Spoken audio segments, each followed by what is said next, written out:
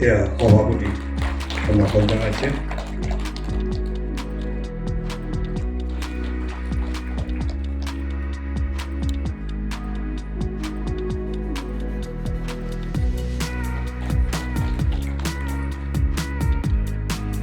স্বতন্ত্ৰ তথা সমৃদ্ধ মহান দেশখনৰ ডক্টৰ ৰাজেন্দ্ৰ বিদ্যালয়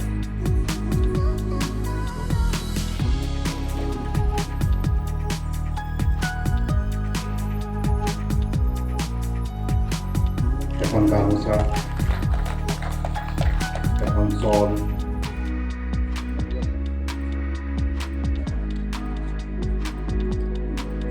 এটি কিতাপৰ টুকুৰা,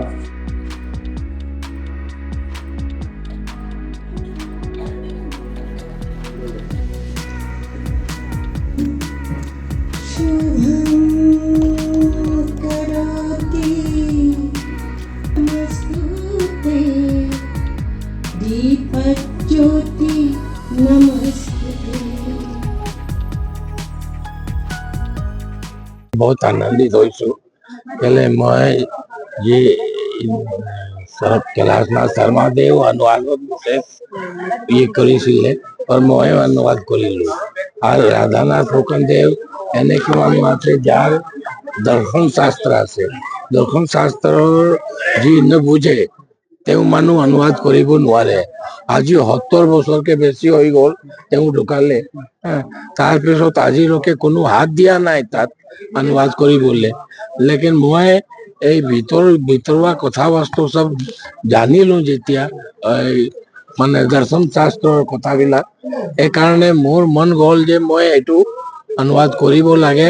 আৰু এনেকে আমাৰ অসমৰ এজন মানুহ আছে যি দৰ্শন শাস্ত্ৰ আৰু সাহিত্য কেনেকে লিখিছে তেওঁক ইণ্ডিয়াৰ ভিতৰত ভাৰতৰ ভিতৰত চব মানুহ জানিব লাগে। এইকাৰণে মোৰ মন হৈছে মই যেনে তেনে হৈ এইটো প্ৰকাশ কৰিম।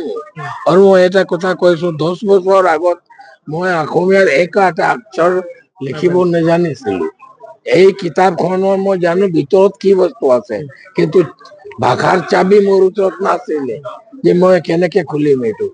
এইকাৰণে মই এই কিতাপত মন দিয়ে পঢ়ি অলপ যেনেকে চাইনবোৰ্ড বিলাক পঢ়ে তেনেকে অলপ পঢ়ি মই তাৰ এই অসমীয়া ভাষা শিকিলো আৰু শিকি এইটো অনুবাদ কৰিলো। অনুবাদ কেইটামান মানুহক মই দেখুৱালো, তেওঁ ক'লে যে এইটো বৰ ভাল হৈছে, আপুনি এই বঁটাৰ কাৰণে পঠিয়াই দিয়ক। মই পঠিয়াই দিলো আৰু মোক আশ্চৰ্য হ'ল যে মই একেবাৰে পঠিয়াই দিয়াৰ পিছত মই ইমান ডাঙৰ সাহিত্যিক মানুহ নাছিলো। মই অলপ চেষ্টা কৰিলো, কিন্তু ইয়াৰ চব এপ্ৰিচিয়েট কৰিছে, ইমান মানুহ চব ভাল কথা ক'লে যে এই আপোনাৰ যে কিতাপখনৰ বহুত ভাল হৈছে। আৰু বাইদেউ মোক ফোন কৰি ক'লে আহিব আপুনি। মই আহিলো, বৰ ভাল লাগিলে। আৰু আৰ্থিক উপাৰ্জনো হ'ল, 1 লাখ টকা পালো আৰু পুৰস্কাৰ সন্মান পাইছো। টকা ইমান ডাঙৰ কথা নাই, তথাপি লেখক বিলাকৰ চব দুখীয়া, চব আমিৰ মানুহ নহয়, অলপ দুখীয়াও থাকে।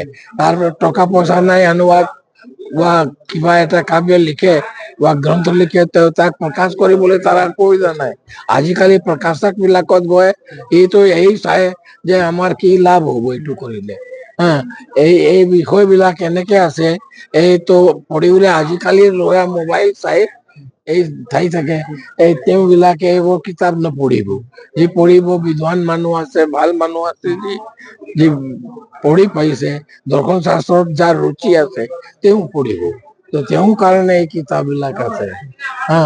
আৰু এনে বিক্ৰী কৰোতে এইবিলাক কোনো নিকিনে। এনে পুৰস্কাৰ হিচাপে চবক দিব লাগিব। কিন্তু এনেকে যদি মই অলপ আৰ্থিক লাভ পাম আৰু এনে সন্মান পাম তো মোৰ আৰু কৰিবলৈ মন যায়। তো মই कैलाशनाथৰ কোনো এটা কিতাপ ধৰিবলৈ মন হৈছে। পৰিয়াল যদি মোক অনুমতি দিব মই কৰিম।